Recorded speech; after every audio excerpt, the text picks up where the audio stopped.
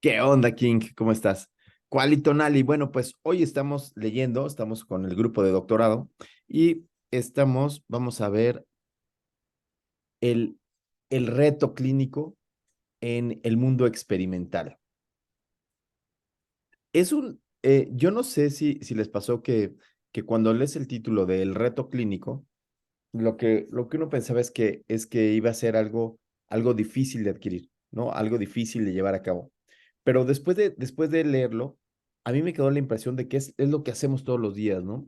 Entonces, me trajo una sensación de tranquilidad, Fabián, muy, muy, muy padre, una sensación de qué bueno que escogí la carrera de medicina, ¿no?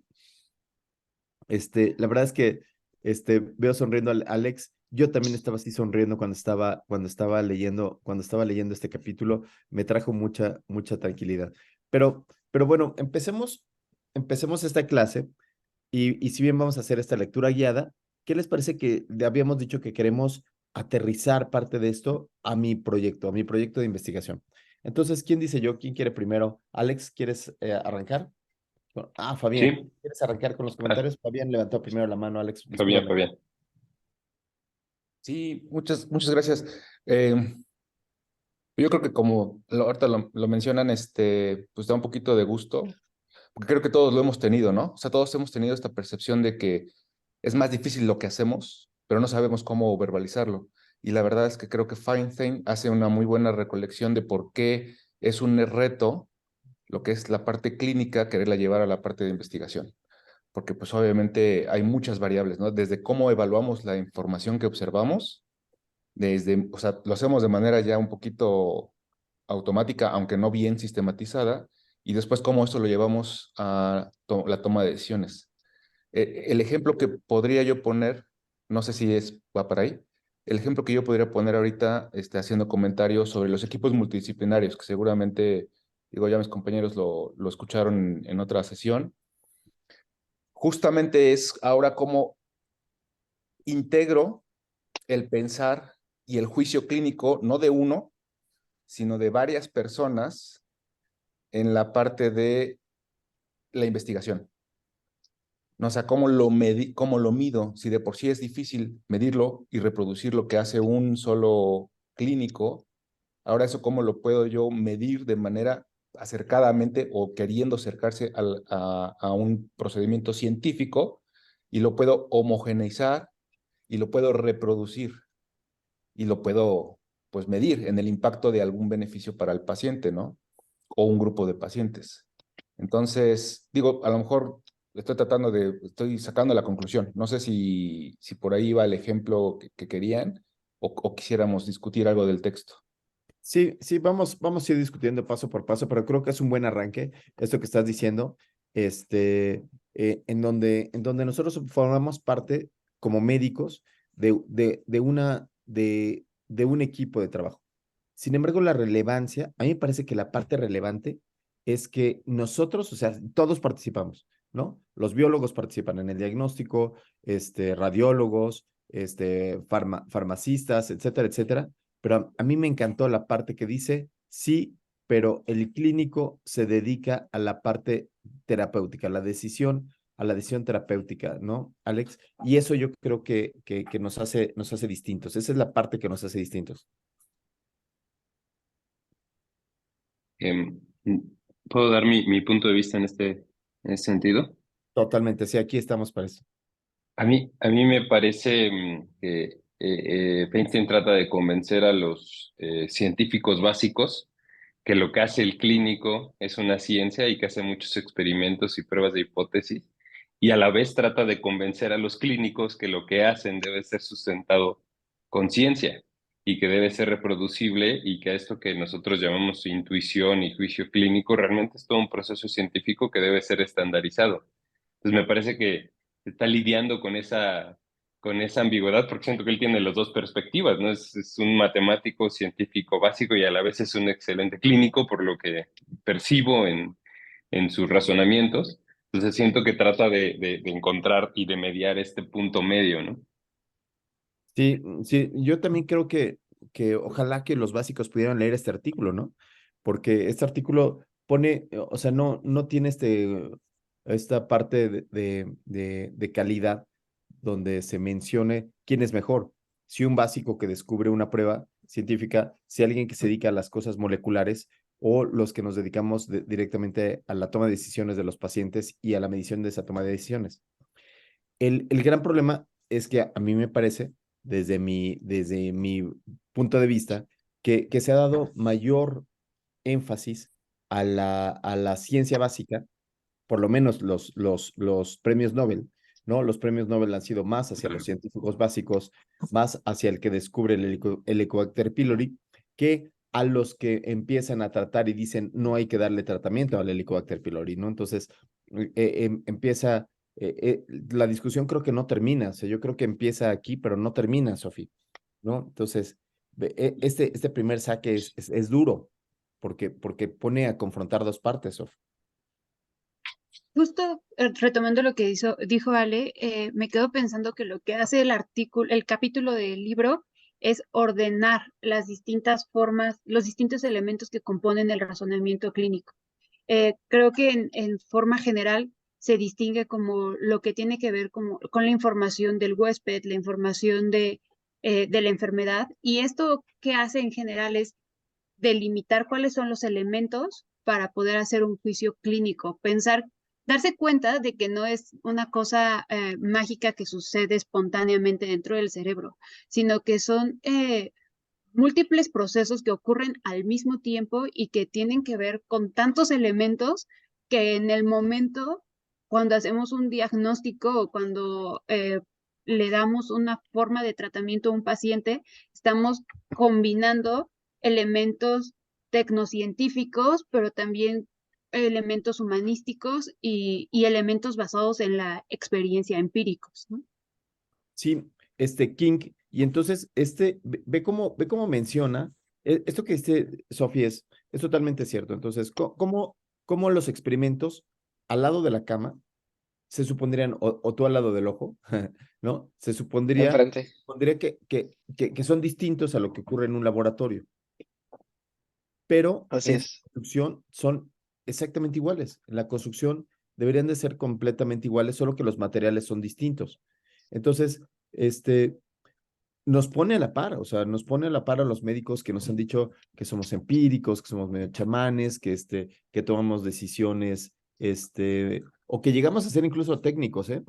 O sea, nos han catalogado como técnicos en la toma de decisiones. Sí, y en ese sentido, quisiera que mi comentario estuviera estructurado en tres partes. La primera parte, Ofo, decirte que no somos nada. No somos nada, Ofo. La semana pasada tú dijiste que el doctor Talavera tenía una brocha para este libro. Yo ya me fui a comprar mi brocha. La verdad estoy impresionado con la riqueza del texto. O sea, estoy impresionado de verdad. Te lo voy a La pasar. segunda parte La segunda parte de mi comentario va respondiendo a tu primera pregunta, a cómo paso esto que aprendí ahora a mi práctica clínica. Fíjate que en la parte en la que más lo puedo relacionar es en una parte en el capítulo donde mencionan que el médico está luchando contra las fuerzas de la naturaleza para evitar que la enfermedad siga su curso natural. Y por ejemplo, en mi proyecto, particularmente, lo que yo estoy haciendo es aplicar una terapéutica que es aplicar terapia láser, a la retinopatía diabética para evitar que el ojo se quede ciego. O sea, en pacientes que la naturaleza ya dictó que por su enfermedad es momento de que pierdan la visión. Y entonces como médico, como oftalmólogo, lo que estoy haciendo es literalmente quemar la retina, o sea, estoy matando parte de la retina para que lo poco que quede vivo quede funcional. Y entonces para mí fue como, wow. Y es más, y si me permites salirme 10 segundos de este tema, te cuento una anécdota rápida de una paciente que también la relacioné mucho. Es una paciente joven que tiene antecedente de catarata congénita, aniridia, retinopatía del prematuro y que además se le desprendió la retina. Y ella me preguntaba, doctor, y la tuve que operar 2 veces. Y me preguntaba, ¿por qué me pasa esto, doctor? Y tal cual en ese momento le dije, tu ojo nunca se formó bien, tu ojo no estaba diseñado para ver. Tu ojo no debió ver nunca. Y sin embargo, aquí estamos luchando los médicos contra la naturaleza para decirle no, este ojo va a ver. Entonces, o sea, y leer esto y que Feinstein me dijera esto, no, o sea, yo estoy así, o sea, yo con mi brochita así con el libro. Este, y finalmente, complementando lo que decía Alejandro y Sofi, fíjate que yo esta pregunta la lanzo al aire para que igual podamos discutir con mis compañeros y contigo respecto a la parte experimental que tenemos los clínicos y de esos experimentos que realizamos paciente a paciente. Me planteé la duda de qué tan aplicable es, por ejemplo, transpolar estos experimentos que hacemos a los ensayos clínicos de n=1. Ujú, ujú. Sí, yo creo que ese es un punto muy importante. El n=1, que es el que vivimos en el día a día, estimado Alberto. El n=1, el quemarropa inicial, el caso clínico que estás viendo y que tienes que hacerlo como si fuera un estudio científico de laboratorio, cuidadosamente ir viendo al paciente, rescatando cada uno de los datos, comprobar tu hipótesis con estudios de laboratorio y llegar a una conclusión. El gran problema del n=1 es que quizás nos menospreciemos y no le demos el valor a esa circunstancia. Entonces, es un experimento al lado de la cama, es un experimento perfectamente controlado, pero no le damos ese valor. ¿Qué valor le das tú, Alberto, en tu proyecto? ¿Qué valor le das tú a la clínica, Alberto Serrano, en tu proyecto de investigación que tenga que ver con esto que estamos viendo?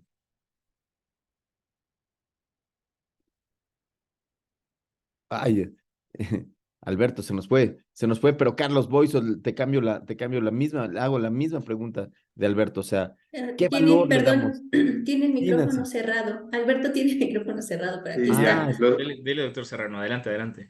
ay, Cerré erróneamente. seguramente Ah, nos hizo una discusión.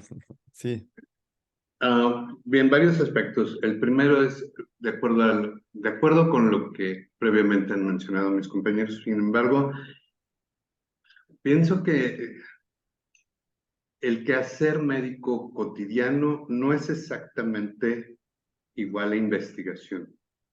De hecho, así lo marca la lectura. Eh, no es igual porque sus objetivos son diferentes, sus métodos materiales son diferentes. Sí haces tratas muchos pacientes que pueden ser un experimento en el día a día, pero son experimentos demasiado cortos en todo caso.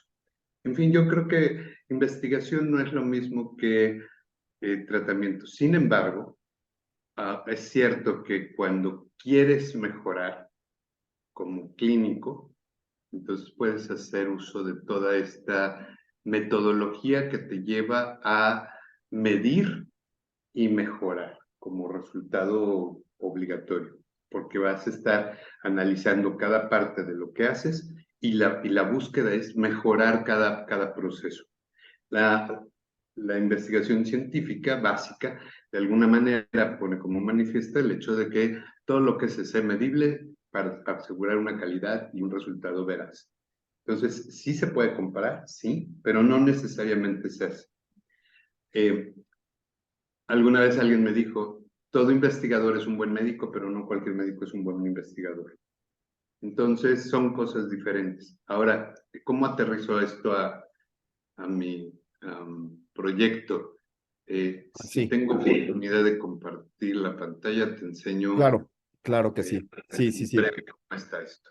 Que creo que ese es el punto básico, Nancy, Lore, Carlos. El punto básico es extracción de la lectura y de a partir de la lectura intentar decir qué de todo esto sí le pega a mi proyecto, ¿no? Qué de todo esto le pega a mi práctica clínica, ya platicaba a Kingston, y qué de esto le pega a mi proyecto, ¿no? En dónde puedo empezar a unir los puntos para mi doctorado. Venga, Albert. Aquí está.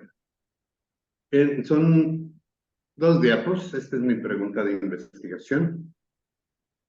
En cáncer de mama, los esquemas de quimioterapia adyuvante con antraciclinas o libres de antraciclinas están asociados con la tasa de recurrencia en cáncer de mama temprano, HER2 low.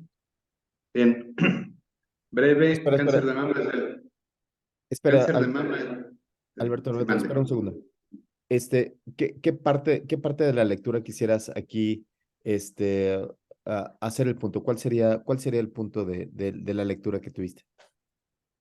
Y yo de manera global toco cáncer de mama y me pongo a tratar pacientes únicamente en el día a día, bueno, pues probablemente no voy a encontrar un cambio, no voy a encontrar una eh, mejoría en mi conducta, pero sí eh, ubico perfectamente a qué tipo de pacientes me quiero referir.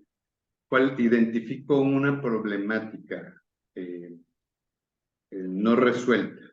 Enmarco perfectamente las características de esa población a la cual quiero estudiar y denoto con especificidad cuál es el tipo de intervención que quiero probar y la intento medir adecuadamente y pongo un resultado, un outcome, para tratar de establecer una diferencia de esta intervención, entonces estoy haciendo algo que puede ser metodológicamente comparable a algo que se parezca a la ciencia o que sea ciencia como resultado de todo este proceso. Entonces, este es lo que he logrado incorporar finalmente. Ya lo tenemos más o menos descrito, después será sometido a análisis, pero este es el cambio en la estructura. Esto es lo que Feinstein de alguna manera trata de decirnos. Si tú haces las cosas como siempre, que para la medicina parece ser solamente un arte o un tecnicismo más que una ciencia, cuando lo pones de manera estructurada y metodológicamente sujeta a evaluación, entonces puedes estar haciendo ciencia. Sí, estoy de acuerdo contigo. Solo que a mí me parece que en este primer capítulo, lo que intenta hacer Carlos es platicar sobre nuestro día a día, sobre este experimento que se hace en el paciente. O sea, yo entiendo perfecto lo que decía Alberto, que si lo organizamos, hacemos un proyecto de investigación y hacemos todos los modelos, vamos a hacer ciencia. Sí hacemos ciencia. Esto es parte de ciencias probabilísticas, pero también hacemos ciencia al ver en el día a día a los pacientes. Ese es el punto. Aunque yo sé que la meta sobrepase el experimento, ¿no? Sí, Carlos. yo creo que, o sea, yo difiero un poco en que a la medicina que hacemos al pie de la cama no es ciencia, al contrario, yo creo que sí es ciencia, porque creo que Einstein puso un símil que me parece bastante útil en este momento, que hablaba sobre el objetivo de la ciencia básica y la ciencia clínica, ¿no? La ciencia básica busca establecer y crear más conocimiento, pero la ciencia clínica lo que busca es mantener los éxitos del pasado. Es decir, cuando yo como clínico me dedico a tratar a un paciente al pie de la cama, me dedico a tratar de subsanar los males que le aquejan. Y tengo un paciente que puede tener neumonía y puedo tener dos, tres pacientes que tienen neumonía, pero aquí yo creo que a lo que a mí me invita el texto a pensar es que a pesar de que tú tienes sujetos que tienen características muy similares, patologías muy similares, tú siempre tienes el mismo objetivo, que es el mismo objetivo que se tiene desde la clínica, sino tener ese mismo éxito del pasado. Y el tratamiento que se le da al paciente tiene que ver, está involucrado no solamente con la patología del individuo, sino también con el individuo mismo y el ambiente del individuo. Yo creo que esos son los tres principales datos que nosotros nos basamos y que escribe Feinstein un poco más adelante en el capítulo. O sea, saber que una enfermedad puede ser causada por neumonía y 55 microorganismos que queramos mencionar en este momento, no es lo mismo que le cause al doctor Rivas, al doctor Serrano, que me cause a mí o que le pase a un paciente de 99 años, ¿no? Yo creo que desde ese marco conceptual, Feinstein nos dice que ser un clínico y hacer investigación en la clínica es equivalente a ser un médico de ciencia experimental, porque nosotros lo que hacemos es tratar de adecuarlo el conocimiento previo que se tenía al día a día que nosotros tenemos, esperando una respuesta similar a la del pasado. Es decir, sí estamos experimentando, porque yo estoy seguro que nunca he leído un estudio que me hable sobre cómo tratar neumonías en pacientes de 99 años, ¿no? Y aún así lo hacemos todos los días. Y ese éxito del pasado es lo que nos invita Feinstein a que nosotros repensemos en esa interacción que tenemos entre el hospedador, que en este caso es el paciente, el agente maligno, por supuesto, la descripción propia de la enfermedad, y el ambiente. Y es aquí entre la interacción entre el ambiente y el individuo donde nosotros tenemos un papel principal, el papel primordial de distinguir las diferentes conexiones que pueden haber o las relaciones que puede haber entre los factores. Yo mencioné ahorita la edad, pero podríamos mencionar el estatus socioeconómico, el estado emocional del paciente, la susceptibilidad a ciertos microorganismos que ya tenga por sus comorbilidades de base. Y eso no es algo que se ve en la ciencia, o más bien tendría su símil en la ciencia básica con las variables experimentales que pone el investigador. Pero pues a nosotros, al menos en la ciencia clínica, muchas de las variables que nosotros les ponemos que le ponemos el foco son derivadas de nuestra propia observación. Y eso es yo creo que también algo que da Feinstein, ¿no? Que no desvaloricemos la observación como un método realmente para hacer ciencia y obtener datos. Pero totalmente, y aquí regreso a las palabras de Kingston, ¿eh? El gran valor de n igual a 1. N igual a 1 es lo que decimos como clínicos, decimos, yo no veo enfermedades, yo veo enfermos. Entonces, cada uno de los enfermos me va a aportar una decisión clínica que depende exclusivamente de eso. Pero no es eso lo que decimos, Alberto decía, eso no es ciencia. Yo creo que el punto básico es este complejo de Claude Bernard, en donde a qué es lo que se le llama experimento, ¿no? ¿Qué es lo que le llamamos experimentación? Entonces, experimentación es un método y eso es lo que hacemos en la clínica, ¿no? Eso ya sé que puede ser simple, puede ser complejo, pero eso es lo que hacemos en la clínica. King, por favor. Sí, Efo.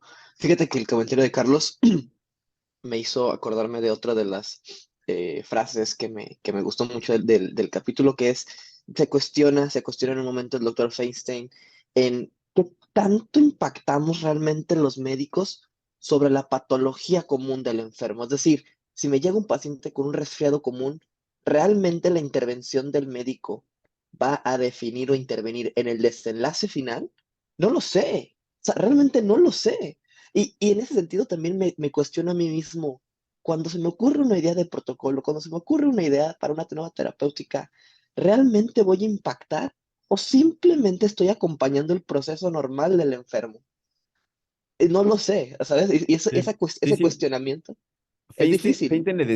Feinstein habla mucho de este efecto que se llama efecto iatroterapéutico, que significa que nosotros al acompañar al paciente ya estamos teniendo un efecto. Le voy a dar la palabra antes de ti, Fabián, a Nancy, que no nos había comentado, entonces voy a empezar a diversificar los puntos para no estar hablando los mismos. Nancy, por favor, cuéntanos, Gracias, doctor. ¿qué te voló la cabeza como enfermera en este punto en donde nosotros le llamamos experimentos, ya sean chicos o grandes? Pues la verdad es que lo que más me está volando la cabeza es lo que estoy escuchando, porque digo, el capítulo es muy interesante, habla de ciertas cosas que son reales, pero la verdad es que cuando leí dije, pues sí, no, pues tiene razón. Y yo dije, bueno, pues seguro lo vamos a discutir, pero pues es un libro que se escribió hace chorrocientos mil años y seguro eso ya ha cambiado. Y entonces cuando yo los escucho digo, ¿cómo no ha cambiado? Digo, en el tema en el área de enfermería, tenemos muchas cosas todavía, ¿no? Y no ha cambiado, creo que estamos en esa fase, pero yo pensé que en medicina era diferente. Entonces, ahorita estar escuchando aquí a todos los médicos que siguen en la misma situación, eso es lo que más me ha volado la cabeza. Pero quisiera decir un par de cosas. Yo tengo una opinión intermedia entre lo que se ha estado diciendo, ¿no? Porque creo, estoy muy de acuerdo con que si hacemos ciencia y toda esta parte de la clínica, pero también estoy de acuerdo que no es tanto ciencia. Y yo creo que eso tiene que ver más Espera, Nancy. No sé cuál sea tu concepto de ciencia, más bien aquí lo que se dice es más bien, lo que se discute es este nombre de método científico. De que Exacto, el justo, método que se hace en la clínica es el método científico. justo voy hacia allá, sí, justo voy hacia allá, porque aquí creo que el capítulo, creo que Feinstein lo que trata de decirnos es, nosotros tenemos una estructura de pensamiento y tenemos una estructura de atención. Y esa estructura es científica, esa estructura es metodológica, ¿no? Entonces, en esencia yo entiendo eso, de todo es, tú tienes una estructura Sí. que puede comprobarse científicamente, o sea, todo lo que tú haces, ¿no? No es aislado, no es diferente, no es un método diferente. Pero también dice, los fenómenos que nosotros vemos en la clínica muchas veces son difíciles de abordar, muchas veces son difíciles de aterrizar. Y estos fenómenos son a veces tan complicados de llevar a cabo con un método tan estructurado como en la investigación básica porque tienen implicaciones humanas. Implicaciones humanas que pueden ser biológicas, sociales, psíquicas, emocionales, incluso históricas. Y eso hace que todo sea mucho más complejo y que a nosotros nos cueste trabajo creer que si yo decido un tratamiento para una persona y a eso integré un montón de cosas de su contexto sociocultural, sociopolítico, emocional, espiritual, tenga que o pueda plasmarse en una investigación. Entonces eso hace que yo lo vea como separado, ¿no? Pero también es cierto que tan tenemos un método y tan llevamos toda esta línea de ciencia que a veces no podemos esperar a la ciencia básica, ¿no? O sea, digo, COVID está ya muy choteado, pero es la verdad. O sea, pasó COVID y uno no Fue esperó a la COVID, ciencia básica. Nancy, fue COVID, fue SIDA, fue el virus de influenza, fue neumonía, fue la gripe española. Entonces tenemos grandes ejemplos de cómo la decisión clínica que tú estás diciendo, el método científico clínico estuvo antes del descubrimiento básico. Tienes toda la razón, sí, sí, sí. Exacto, o sea, a veces la verdad es que no podemos esperar. ¿Y qué haces? Justo lo que decía Feinstein, ¿no? O sea, tienes casos previos exitosos, lo hacen. No tienes, pues le buscas. O sea, no tienes, si tú en tu mente empiezas a hacer tus antecedentes, no los escribes, pero sí los escribes en tu mente. Entonces empiezas a hacer antecedentes y dices, pues voy a tomar estas decisiones, ¿no? Y a mí me gustaría cerrar este comentario con 3 preguntas y dejarlas sobre la mesa, ¿no? La primera es, bueno, primero decir esto, ¿no? O sea, ¿cómo que a los médicos les han dicho técnicos? Porque hay una imagen, una representación social, ¿no? Entonces, digo, de enfermería es una representación social con la que hemos cargado mucho tiempo, pero no imaginé que pasa en medicina y pues eso sí está como En raro, ¿no? medicina, sí, déjame decirte qué grado de tecnicismo hemos llegado, que en muchas ocasiones a los médicos se nos cataloga si no sigues la guía de práctica clínica. En medicina incluso ya hay normas oficiales mexicanas en donde prácticamente estamos obligados a seguir unas pautas. Y entonces eso nos hace que un médico que debe de estar haciendo la práctica clínica habitual tenga poco poder de hacer investigación. Es cierto, qué bueno, y que nos convirtamos en técnicos. Y es en el momento que hacemos maestrías y doctorados donde nos convertimos en científicos. Ese es el punto al cual se está llegando, sí. Y esto me lleva, doctor, entonces a preguntar aquí a foro abierto, ¿no? ¿Cuál sería nuestra responsabilidad? O sea, como gente, como un grupo pequeño de personas que estamos ahora aquí en el doctorado y que tenemos conocimientos metodológicos y clínicos, ¿cuál sería nuestra responsabilidad para esta situación, ¿no? ¿Qué es lo que yo tendría que hacer? Porque este comentario que hacía Alberto, yo creo que tiene razón, justo, ¿no? Con la primera pregunta que usted me decía, ¿cuál es tu concepto de ciencia? Y ahí viene mi siguiente pregunta que quiero dejar para el foro, Segunda ¿no? pregunta, sí, a ver. ¿Qué debemos hacer nosotros? ¿Qué debemos hacer para romper con la representación social de ciencia y la representación social de investigación? Porque cuando uno habla de ciencia, uno se imagina, o sea, incluso no sé si a ustedes les ha pasado, pero cuando me preguntan a mí a veces los pacientes, ¿no? ¿Y tú trabajas en el ABC? No, pues sí. ¿Y qué haces allá? ¿Estás en la clínica de la seriedad? No, yo no estoy en la clínica. Entonces, ¿dónde estás? Ah, pues yo estoy haciendo investigación. ¿Y eso qué? Porque cuando uno habla de ciencia a nivel social, ¿no? Para personal o no personal del área de la salud, uno imagina a una gente con bata, con gogles en el laboratorio, con sustancias, con animalitos, y no siempre es así, ¿no? Entonces, ¿Cuál es la representación social de ciencia y cuál es la representación social de investigación y en dónde estamos metidos nosotros? ¿Y qué tendríamos que hacer nosotros que estamos ahora en el doctorado, ¿no? Y esas son las preguntas que me gustaría dejar al aire aquí.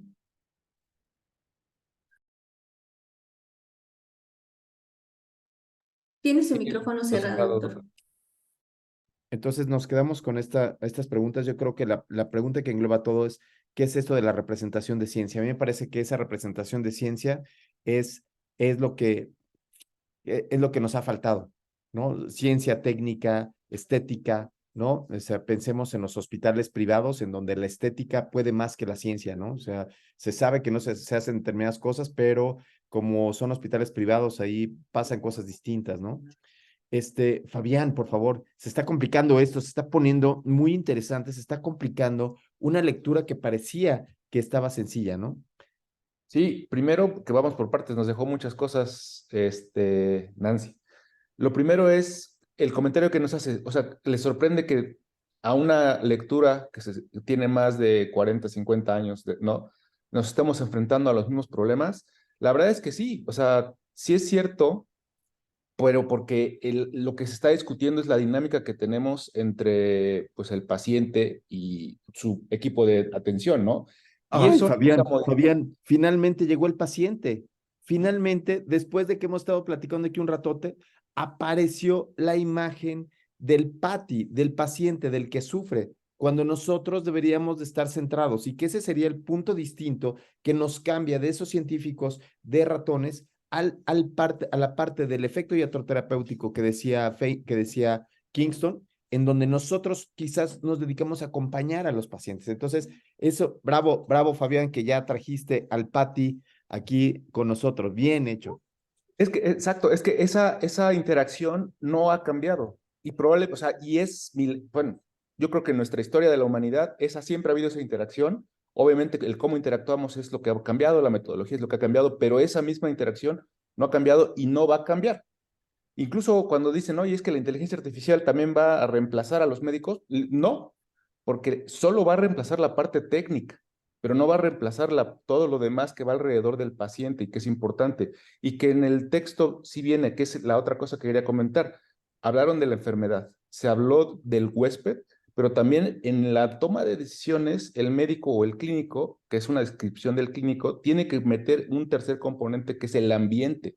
Sí. Es el ambiente para poder tomar decisiones, ¿no? Su estrato social, su distensión geográfica, su condición económica, sus creencias religiosas. Y eso son variables que difícilmente a veces están incluidos en el reporte científico, pero que el médico y el paciente sí tienen que tomar en cuenta a la hora de tomar una decisión. Esas son cosas muy importantes y por eso, Nancy, yo creo que no va a cambiar esa cuestión. Van a seguir siendo los mismos temas, son las mismas cuestiones filosóficas de cómo ser un mejor clínico, siempre van a estar patentes, ¿no? Técnicos, pues sí, la verdad es que eso yo ya me di cuenta grande, por decirlo así, no grande, sino grande ya en la formación, de que pues, los primeros años de especialización y sobre todo de la carrera, se nos está embebiendo con mucha cuestión técnica, ¿no? De cómo se toma una decisión, de cómo es la dosis, de cuál es la farmacología, todo eso. Y ya hasta que uno termina y egresa, bueno, o a mí al menos fue una experiencia y empiezas a tener esta interacción, te das cuenta que eso solo es el 20% de la medicina o menos, ¿no? Todo lo demás son las otras condiciones que tienes que evaluar en la relación humana con el paciente. Entonces, finalmente un clínico va mucho más allá de la parte técnica. Lo que pasa es que creo que hemos desvirtuado cuál es la fuerza de la participación de la parte técnica. Si es importante, sí. Calcular el sodio, súper importante, pero no es lo que define al médico y no es lo que define la relación del paciente con el médico. No sé si quisiera yo dejar a los demás que ayuden con las preguntas que dejó Nancy, porque se pone Bueno, más... yo nada más te voy a dejar esto que tú decías que me llamó mucho la atención de la inteligencia artificial. Él ya hablaba, el doctor Feinstein en los 70s ya hablaba de la era de las calculadoras y cómo lo único que se hacía con esto era ofrecer quizás una explicación individual que no es lo que buscan los pacientes. Lo que busca el paciente no es eso. Voy a recordarles el paciente que llega a una unidad de cuidados intensivos de un hospital privado. Y lo que llega, recibe una atención perfecta, técnicamente perfecta, pero lo que quiere es oír el radio, lo que quiere es tener vida, lo que quiere es sentirse acompañado a pesar de que todo esté perfectamente bien. Entonces depende mucho de esas cosas, eso depende de cada uno de los pacientes. Regresamos a N igual a 1. Lorena Reyes Santos, gracias por participar. Le doy la palabra antes de ti, Sofi, porque Lore no había participado. Lore, gracias por participar. Sí, muchas gracias. Justo retomando un poco esto que decía Fabián, si bien la tecnología está avanzando muchísimo y nos está dando muchas herramientas, creo que también nos estamos perdiendo un poco en esa parte y nosotros nos estamos volviendo las herramientas de la tecnología cuando debería ser al revés, ¿no? O sea, de repente a mí en mi práctica me ha tocado muy frecuente, ¿no? O sea, y siendo que mi clínica en psiquiatría es muy clínica, llegan incluso los pacientes a decirte, y no me va a mandar a hacer un estudio para confirmar si tengo depresión, y no me va a mandar un estudio para esto, y no me va a hacer una resonancia magnética para aquello, cuando en realidad la clínica es la que manda. Sí. Y el paciente es lo importante. Pero de repente nos estamos centrando tanto en esta parte de los avances tecnológicos y los nuevos métodos de biología molecular para hacer el diagnóstico ultra mega preciso de X o Y situación, ¿no? Y les pongo un ejemplo muy práctico que creo que justo ejemplifica muy bien cómo, a pesar de estos avances, la clínica y el paciente van a seguir mandando. Yo tengo una paciente que tuvo consumo de sustancias, después del consumo de sustancias hace psicosis y los papás le hicieron todos los estudios del mundo. Resonancia magnética de los pies a la cabeza, que salió perfectamente normal. Estudios de farmacogenética donde me explicaban 46 variantes genéticas diferentes que me decían por qué estaba respondiendo mal a ciertos medicamentos. Un PET donde me decían la paciente tiene una lesión en el frontal izquierdo que está generando alteraciones epileptogénicas, etcétera, etcétera, etcétera. Le dan tratamiento a la paciente, no responde. Le dan tratamiento dirigido con toda esa prueba farmacogenética ultra específica y la paciente hace todos los efectos adversos del mundo con el medicamento con el que en teoría debería de estar funcionando.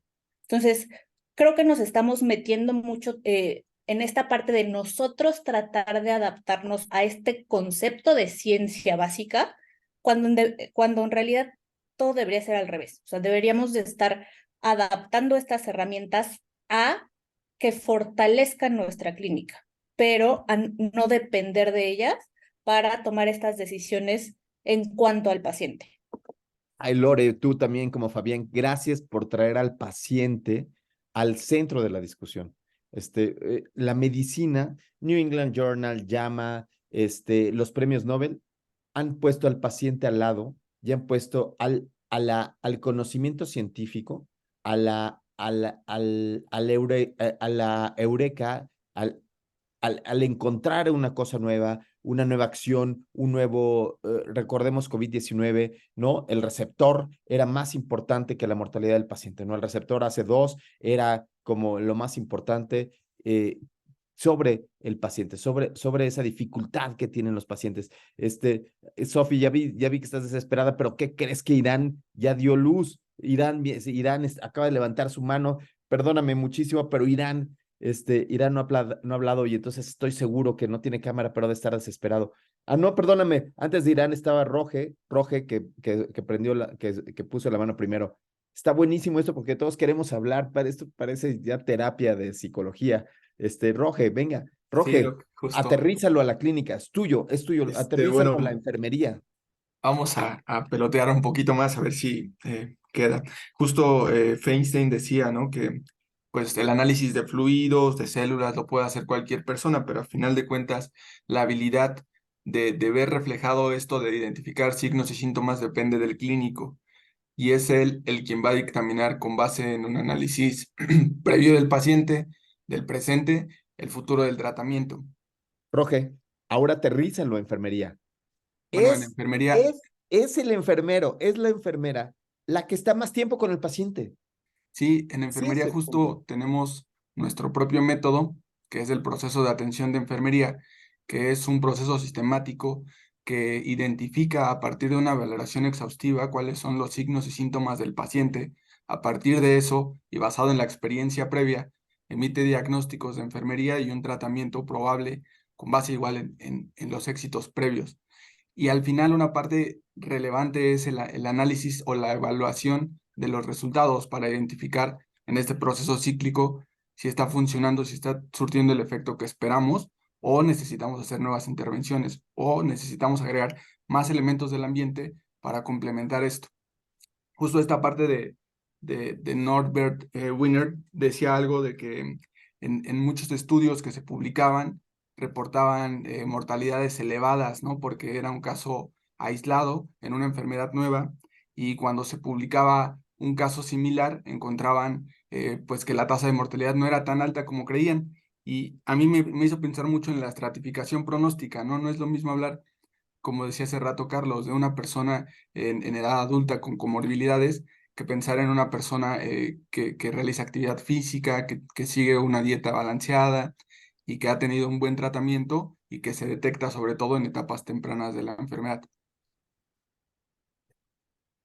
Wow, ahora sí estamos volando muy alto, estamos volando altísimo en este reconocimiento de los datos clínicos, en esa acción en donde vemos que tanto enfermeras y médicos no somos técnicos, sino en realidad somos acompañantes de una enfermedad, Sofi.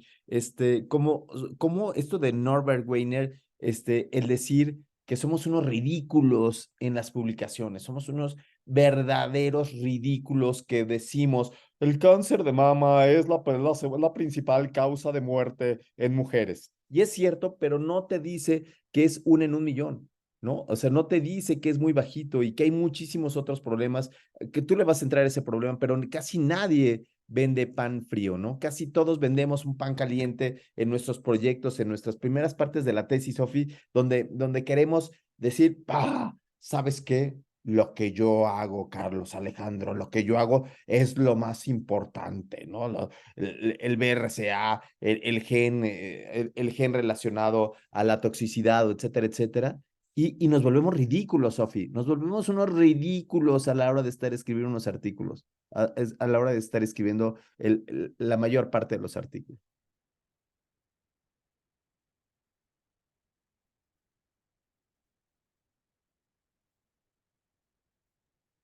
Ay, no tienes el micrófono prendido, pero estoy No te seguro. escuchamos, Sofi. Es que se trabó, no sé si se trabaron ustedes o me trabé yo, pero justo lo que quería decir, y por eso estaba ya empezando a sentir desesperación, porque quería volver al concepto de patos, el concepto que da como etimológicamente la raíz al paciente, en donde, bueno, el patos es como el sentir, el experimentar lo dado y pues en alguna forma sufrir. Los griegos lo veían más como un sentir que sufrir, pero quiero como ponerlo en relación con el etos y con el logos, que son los otros elementos del conocimiento de los que hablan los griegos. Espera, ve despacito porque yo no sé qué es letos. ¿Qué es letos? El etos, déjenme les digo, el etos es como la parte racional que te permite conducirte en el mundo, ¿no? Entonces son 3 elementos: logos, etos y patos. Patos es lo que sientes del mundo y duele. El etos es la forma en la que te conduces en el mundo. Espérate, vas muy rápido, vas muy rápido. Entonces tenemos el logos, ajá, El etos es E-T-H-O-S, ajá, ajá, y el patos, que es P-A-T-H-O-S. ok, logos. Ajá. Entonces, el logos es el conocimiento racional, el analítico, y esa es la forma en la que lo quiero unir con todo. Es la cuestión puramente científica. Correcto. O sea, es la parte de nosotros como clínicos que tenemos que tener ese conocimiento científico perfecto, ¿no? O sea, eso sí, nadie nos libra. No hay Ajá. alguien que nos debe de librar de que debemos de tener una memoria perfecta y saber las enfermedades completamente basados en el conocimiento científico. Muy bien, el logos. Luego, el ethos tiene que ver, justamente es la raíz que le da la palabra a ética, es la forma en la que uno se comporta en el mundo. O sea, lo pienso en este término de la clínica: ¿cómo le digo al paciente que un mal pronóstico, ¿no? Por ejemplo, o cómo le doy un diagnóstico. Involucra muchos elementos analíticos también, pero no de la forma científica, sino de una forma distinta. Y finalmente el patos, que es como el que incluye la sensibilidad, incluye la emotividad, y justo es lo que el paciente está sintiendo, pero yo también como clínico estoy experimentando. Obviamente hay ejercicios de empatía en la clínica que me hacen a mí también sentir sufrimiento porque comprendo el dolor del otro, ¿no? Entonces, esto lo quería decir porque, bueno, creo que pensar que los clínicos se quedan en la parte del logos, del conocimiento analítico, es una parte nada más de todo lo que compone la práctica clínica. Y ante la pregunta de si la clínica es ciencia o no, yo Bueno, respondería que es más que ciencia. sí, yo creo que Alejandro, yo creo que aquí la discusión no es si ciencia o no es ciencia, eso no podemos catalogarlo, sino lo que dice Feinstein es si la clínica sigue, y esa es la pregunta que les quiero hacer, si verdaderamente ustedes están demostrando en sus proyectos de investigación, si la clínica sigue el método del conocimiento científico.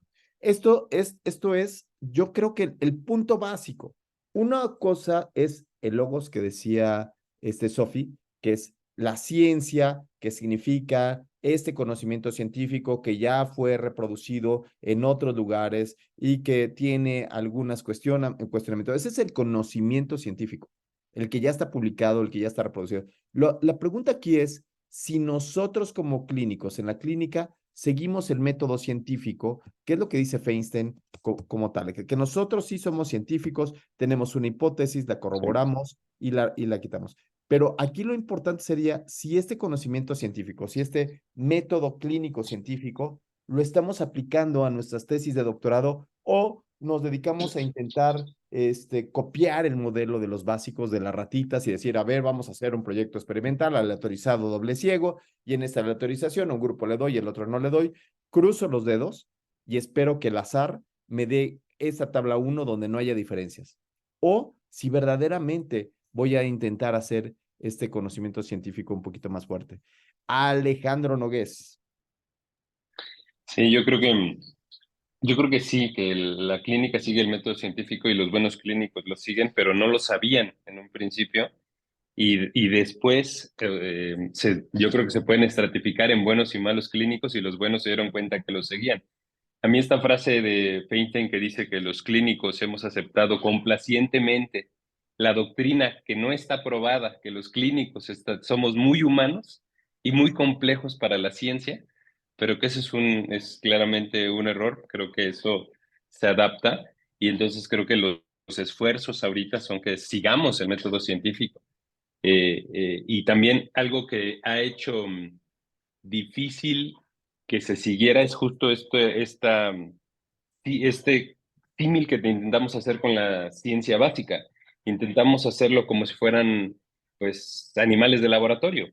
Sin embargo, hoy menciona, ¿no? el illness, ¿no? Que es el sentir del paciente, y eso es algo que debe de tomarse en cuenta y ahora se toma en cuenta, ¿no? Y que, por supuesto, trato de tomar en cuenta para intentar hacer mi tesis doctoral, ¿no? Y bueno, quisiera añadir también esta parte que me voló, desde sí me puso a pensar, me hizo reflexionar la parte de Weiner o Weiner, no sé, Weiner o Gainer, no sé cómo se pronuncia, que dice que primero, ¿no? Diagnosticaban una enfermedad nueva, usualmente se diagnostica con síntomas graves y avanzados.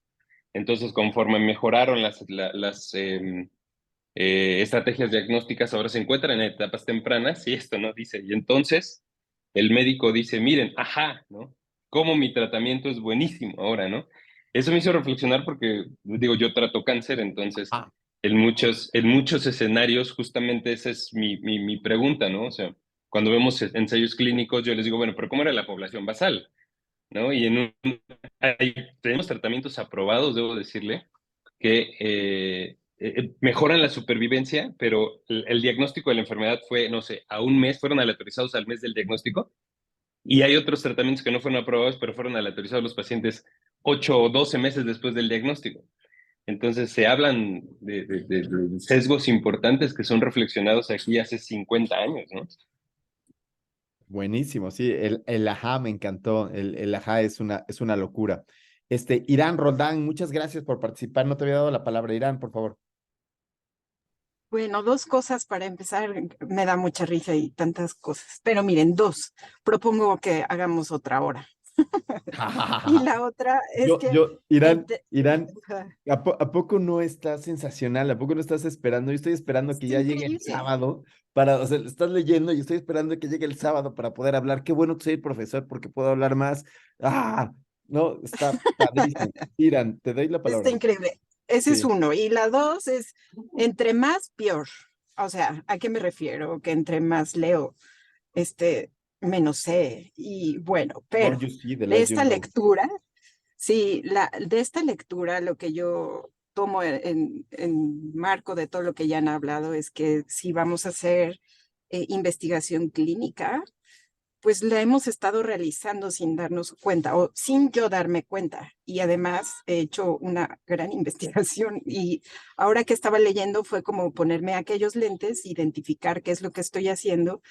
Y bueno, pues aquí lo que tengo claro es que el manejo clínico tiene tres elementos importantes: el diseño que se ejecuta y que es medible. Entonces, en realidad, pues por sí mismo se explica que esto es científico, ¿no? O sea, no, eso no hay duda. Lo que pasa es que muchas veces no nos damos cuenta.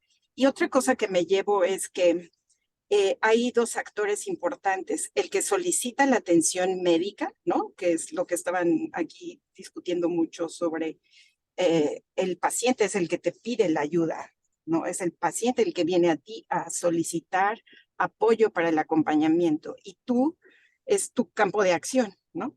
Y los objetivos que se plantean en esta interacción son súper importantes porque son dos claramente establecidos: o tratamiento y prevención, y el otro es dar el mejor tratamiento. Para eso se requiere el conocimiento científico, ¿no? Porque entonces me traía a colación todo esto de las guías clínicas, que sí es estadísticamente significativo, etcétera, cuando en la práctica clínica, pues no ves el promedio, nunca ves el promedio, siempre ves espectros de cada abordaje a un individuo, porque cada uno se comporta de forma distinta.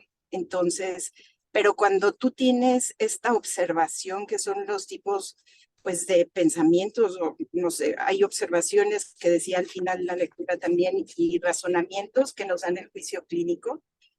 Me saltó una vez en una reunión nacional, nos decían los residentes de medicina interna: por favor, ayúdenos a pensar, ¿cómo hacen para pensar y tener el juicio clínico de hacer las cosas?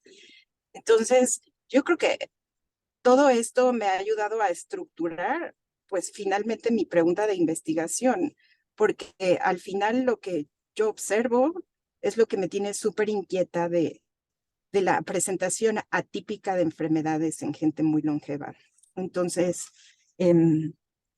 pues esto es lo que yo quiero compartir y pues la verdad es que está interesantísimo y pues sí, yo abogaría si tienen un rato más. Pues Oye, Irán, sigamos discutiéndolo. Ajá. sí, ya quitémosle la clase a todos los demás, ¿no? Sí, estoy de acuerdo contigo. Yo también.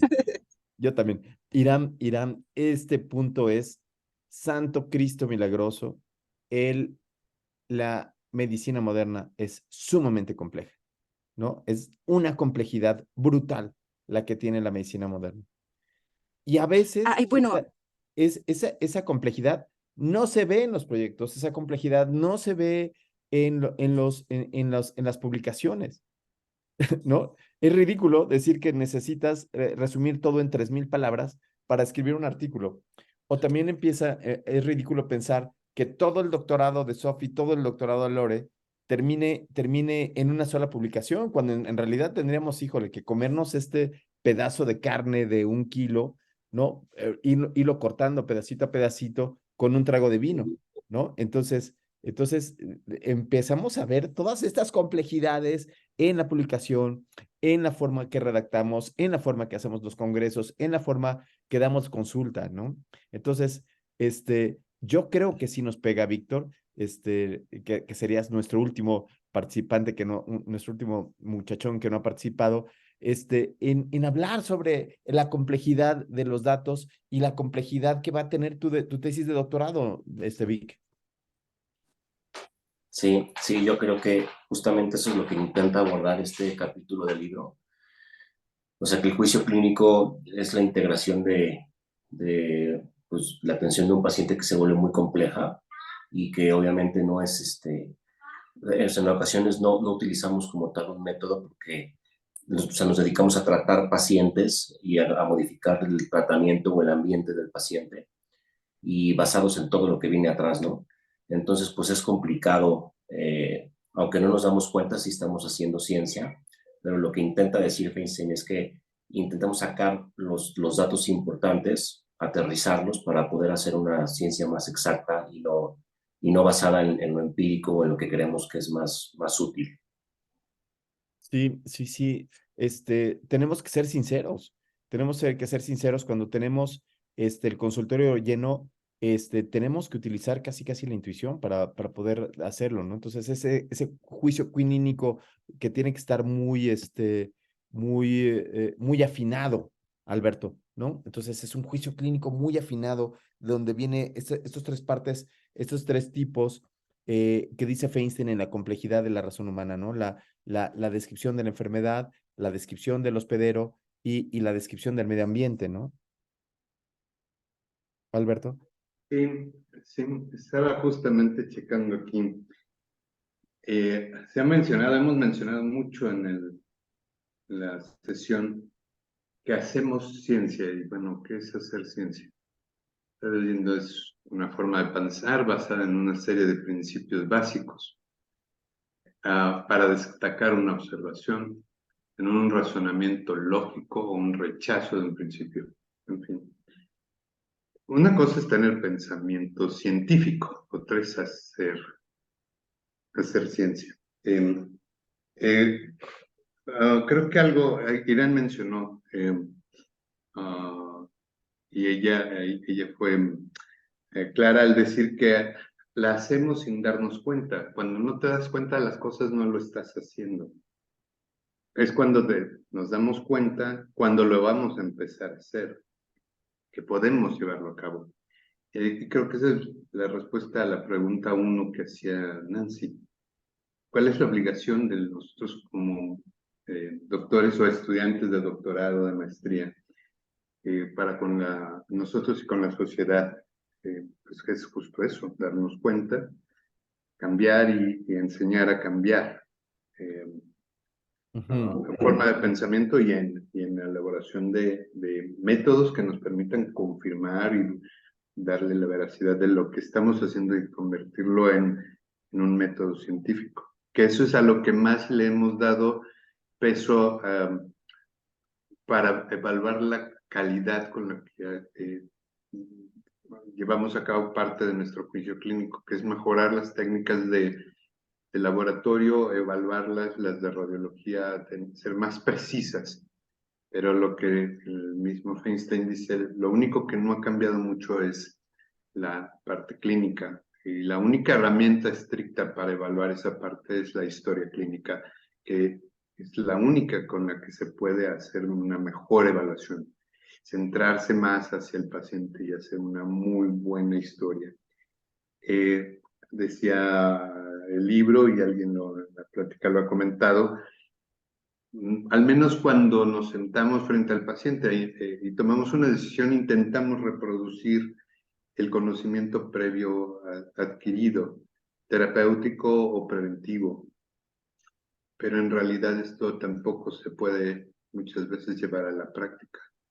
El reproducir un ensayo clínico aleatorizado, controlado, por ser justamente algo tan seleccionado, muchas veces no se puede generalizar. Y ha sido el motivo de discusión de tantas cosas. Por lo cual ahora hay una variación, ¿sí? Alberto, fíjate que ahorita que estabas platicando sobre si nosotros hacemos ciencia, hicimos una serie de entrevistas hace algún tiempo cuando todavía vivía el doctor Silvestre Frank, Entonces, hacíamos entrevistas a investigadores, íbamos a sus lugares de investigación para hacerles entrevistas y saber qué era lo que pensaban de la ciencia, de los principales científicos mexicanos, ¿no? El doctor Alberto Lipschitz, el doctor Silvestre Frank, ¿no? Entonces, cuando tú dices hacer ciencia, él nos decía, él se rió mucho cuando decía si él hacía ciencia, porque decía, bueno, hacer ciencia es decir, como cuando uno tiene una relación sexual y uno dice que estoy teniendo una relación sexual y hago el amor. Él decía, no se hace así el amor. El amor no es buenos días, vamos a hacer el amor, sino que el amor se crea después de condiciones que tienen que ver con la pareja, con los dos sujetos en la pareja, un momento, un ambiente que va surgiendo y en ese momento, como arte de magia, como serendipia, surge el amor. Nosotros lo que decimos es que nosotros no hacemos ciencia. Sería como un vituperio decir que nosotros hacemos ciencia. Hola, buenos días, yo me dedico a hacer ciencias, ¿no? ¿Se siente usted mejor? En realidad lo que hacemos es que seguimos el método científico e intentamos que en esa metodología que nosotros vamos a hacer cuidadosamente, en donde ponemos en contraste la enfermedad de el hospedero para ver cómo se comporta de nuevo esta enfermedad, ¿no? Es en ese momento cuando quizás otra persona nos diga, sí hicimos ciencia. Antes de eso, nosotros creo yo, y respondiendo a la pregunta de Nancy, solamente nos dedicamos a hacer el método científico aplicado a la clínica. Y ese método científico quizás podría ser lo que hace que este juicio clínico mejore, ¿no, Carlos? Sí, yo creo que un poco en consonancia a lo que dice mi maestra en la geriatría, que es justo la doctora Roldán.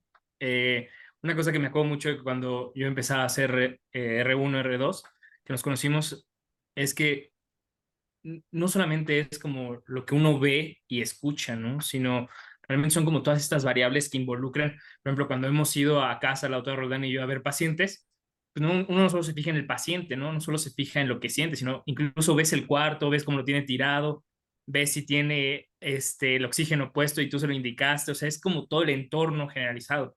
Yo dudo un poco acerca de esto que mencioné, acerca de no hacemos lo que no conocemos. Yo creo que es falso, o sea, para mí, yo creo que el hecho de darnos cuenta si es parte de un autoconocimiento, o sea, ser consciente de lo que hacemos involucra un parte del trabajo de explorar Inconsciente, claro. nosotros mismos y nuestro trabajo de una manera consciente, ¿no? Pero creo que todos somos clínicos y a lo mejor ahorita todos que tenemos una formación como maestros en ciencias podemos decir que, al menos desde mi trinchera, les puedo decir que el método científico, hasta apenas voy comprendiendo que todo lo que hacemos, al menos de nuestra parte en geriatría, es aplicado al método científico.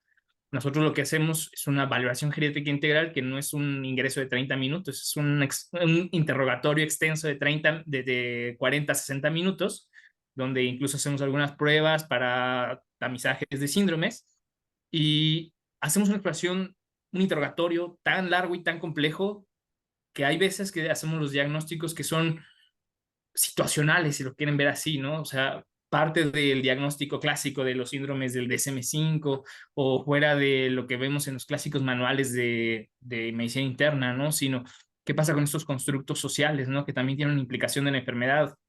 El estrés de estar solo, de tener que pagar el hospital, el ambiente en la casa, si está maltratado, si él se siente abandonado. Yo creo que Se en siente, geriatría claro, por hemos aprendido un supuesto. poco sobre eso, ¿no? Actualmente hay muchos estudios que describen esta situación social y cómo implica en la enfermedad, incluso en la mortalidad. Hay unos estudios que se hicieron sobre todo en Japón que hablaban sobre la situación de la percepción del abandono, que aunque el adulto mayor se pudiera sentir o pudiera estar en un lugar donde haya muchas personas que están ahí al cuidado de él, si él se siente abandonado, tiende a tener una mayor relación con depresión y eso aumenta el riesgo de mortalidad por cualquier causa, ¿no? Y entonces es como un poco curioso esta clinimetría que muchas veces manejamos, donde solamente son los signos vitales, los laboratorios, pero dejamos de fuera ese sentir que tienen los pacientes acerca de su entorno, acerca de su percepción, de su autoconocimiento.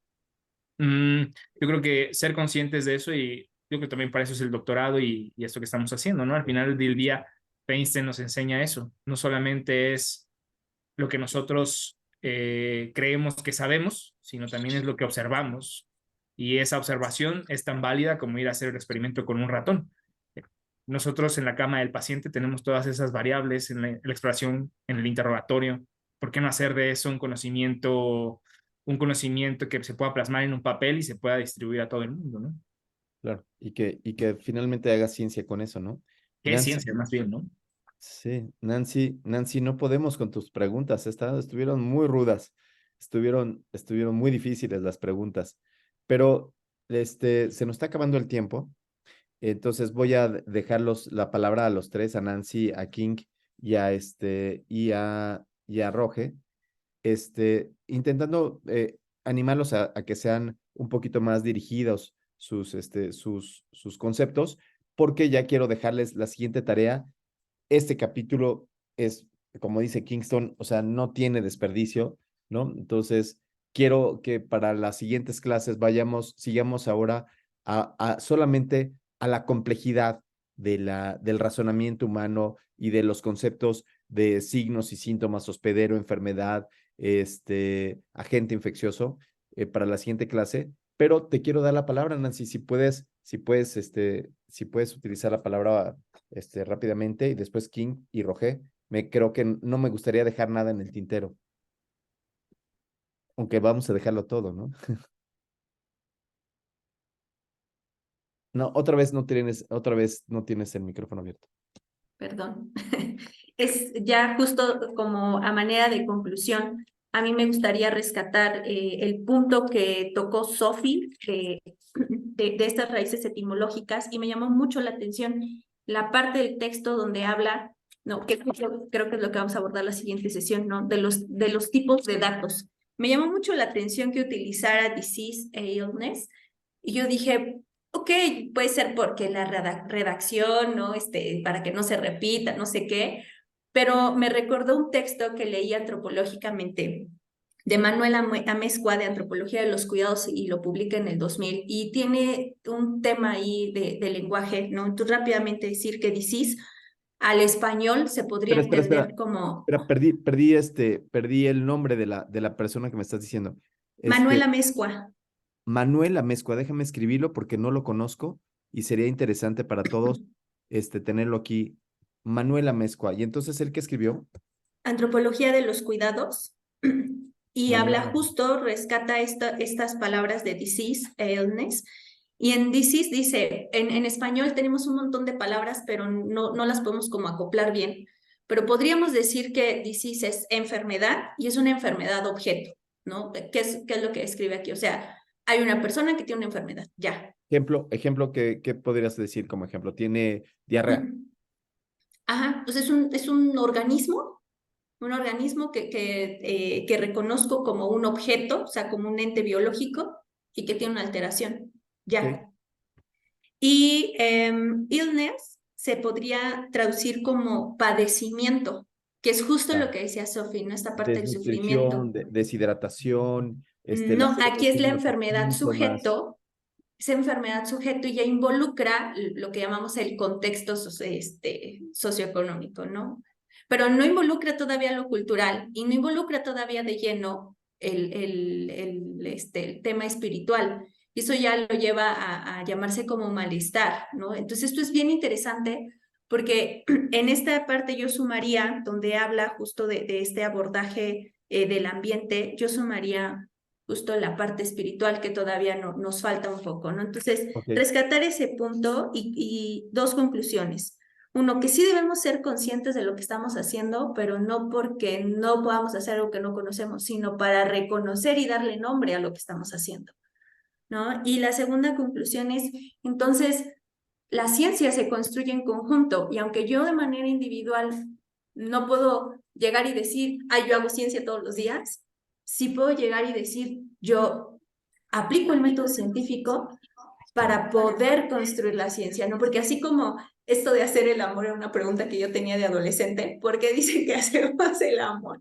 Pero, o sea, hoy podemos decir, ¿no? Entonces, si hacer el amor se construye a base de una relación de pareja, de un montón de interacciones entre dos personas o más, no sé, la ciencia también es una construcción en conjunto de un montón de profesionales que vamos sumando un granito de arena, ¿no?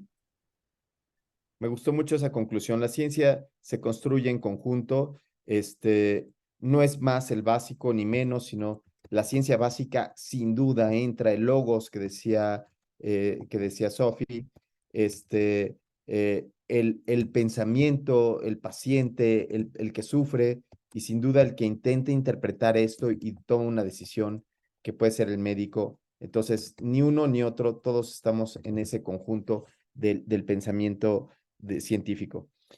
King, yo creo que para la próxima clase vamos a ver lo de la complejidad de esta parte del razonamiento humano complejo, porque hay muchas cosas que platicar aquí, ¿no? Hay muchas cosas que discutir con ejemplos.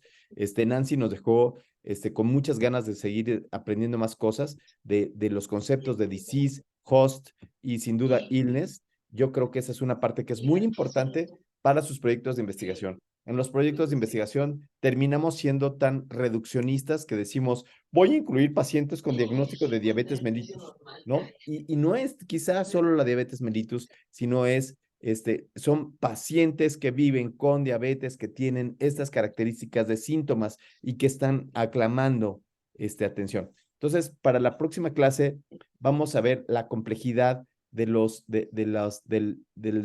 datos humanos y el racionamiento clínico, para no dejarlo, ¿no? Para no dejarlo ahí, y la importancia de la intelectualidad y de la toma de decisiones en la terapéutica. ¿Sí? Kingston. Sí, ojo, fíjate, voy a cerrar mi participación del día de hoy recordando una anécdota que vivimos tú y yo hace, ¿qué será? 8 años, quizá, y que en ese momento lo viví, no lo entendí, y hoy, 8 años después, lo vengo a completar.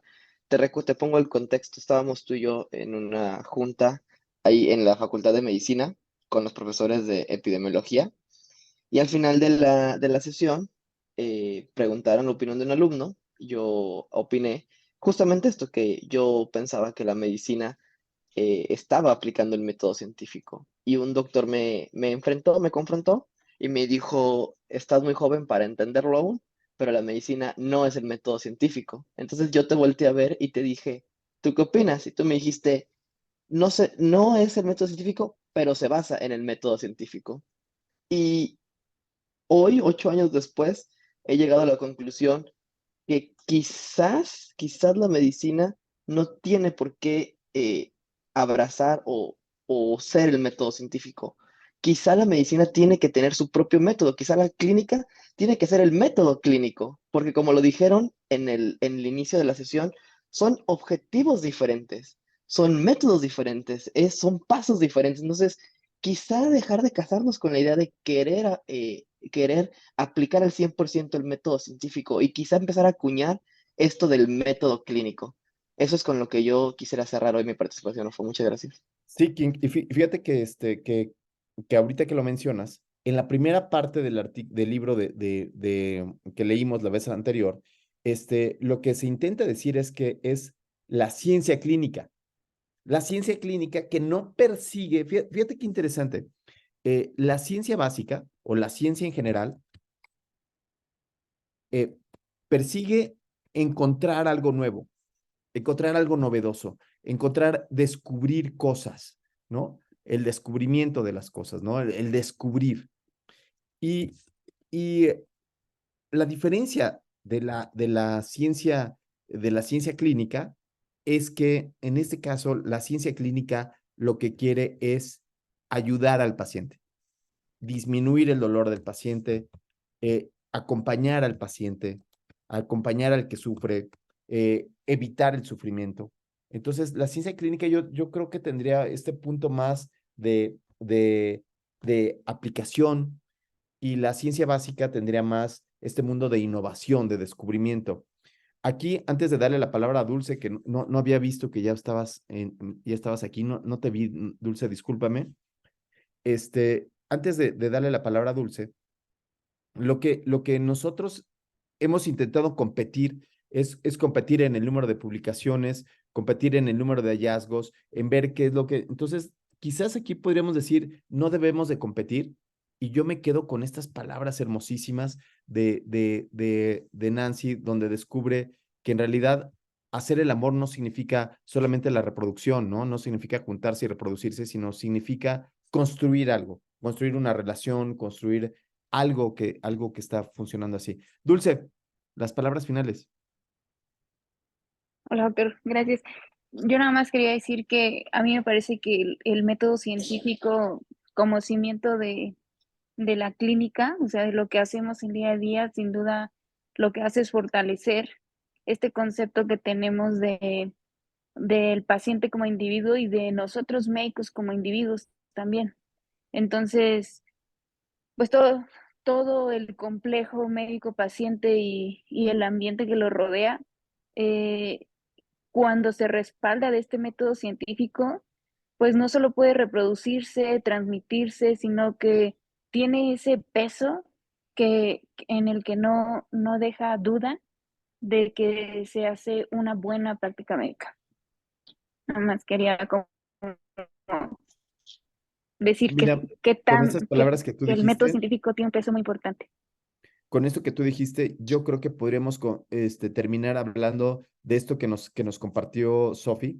A ver, dime si estoy bien, en donde yo creo que debemos, para tratar a un paciente que sufre o tener esa sensibilidad, debemos de tener estas dos particularidades, ¿no?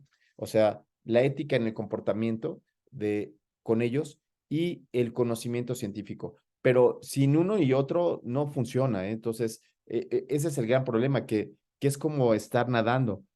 Si dejamos de patalear, en el momento que dejemos de patalear, en el momento que empecemos a flotar de muertito, no avanzamos y quizás estemos destinados a ahogarnos.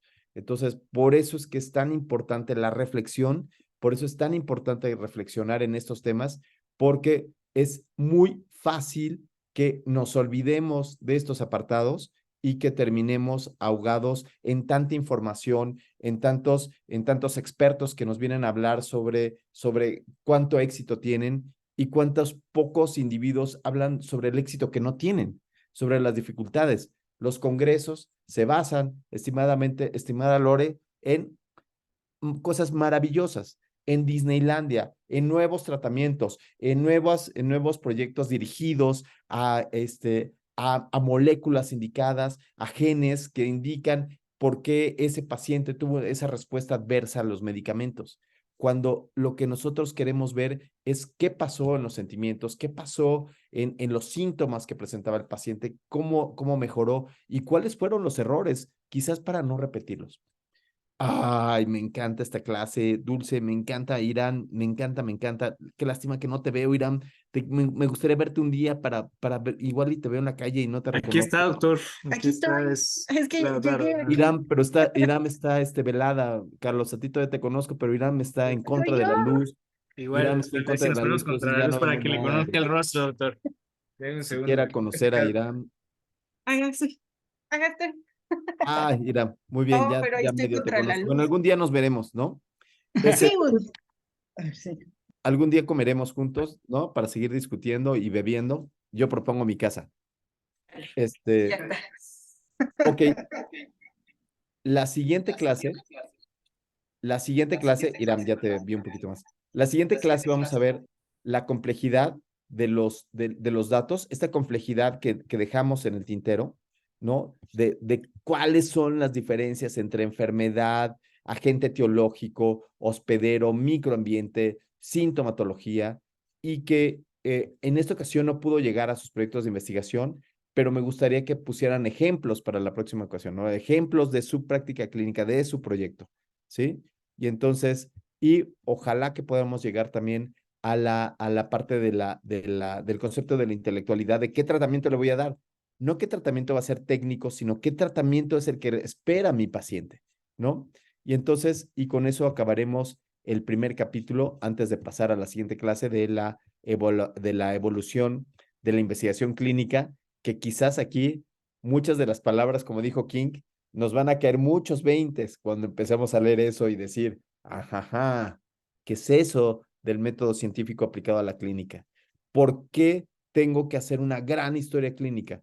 ¿Por qué? En el momento que no hago una buena historia clínica o en el momento que veo la resonancia magnética antes de ver al paciente, en el momento de ver los resultados del laboratorio del electroencefalograma, PET, etcétera, mi mente se sesga completamente, ¿no? Entonces, eso es lo que vamos a ver para la próxima clase y la verdad es que yo me siento muy contento en esta clase. Yo también digo lo que dice Lore, que ojalá esta clase durara 2 horas. No puede ser así. ¿No?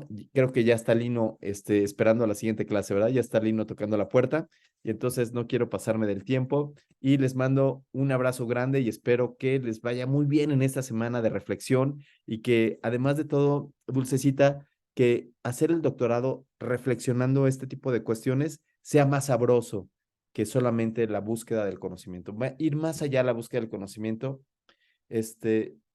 Sofi, creo yo que es más importante la búsqueda de la felicidad que la búsqueda del conocimiento, ¿no? Entonces, la felicidad de saber que estamos haciendo un buen trabajo, que estamos disfrutando el trabajo y que este trabajo bien hecho nos va a llevar a mucha felicidad, ¿no? Solo el trabajo bien hecho nos lleva a ser felices. Y hay que reconocer que la salud y la felicidad es lo mismo. La salud es el completo bienestar biopsicosocial. Entonces, felicidad y salud es lo mismo. Así es que un infeliz no creo que pueda diagnosticar, tratar a otro infeliz. Por eso es que tenemos que pensar en que tenemos que disfrutar y ser conscientes en esto que estamos haciendo y disfrutar y ser felices. Bueno, me encanta filosofar, así es que ahí nos vemos. I must stop philosophizing, but I can't. Bye bye. Bye bye. Les dejo ese chiste de final. Bye. Bye. Gracias. Gracias.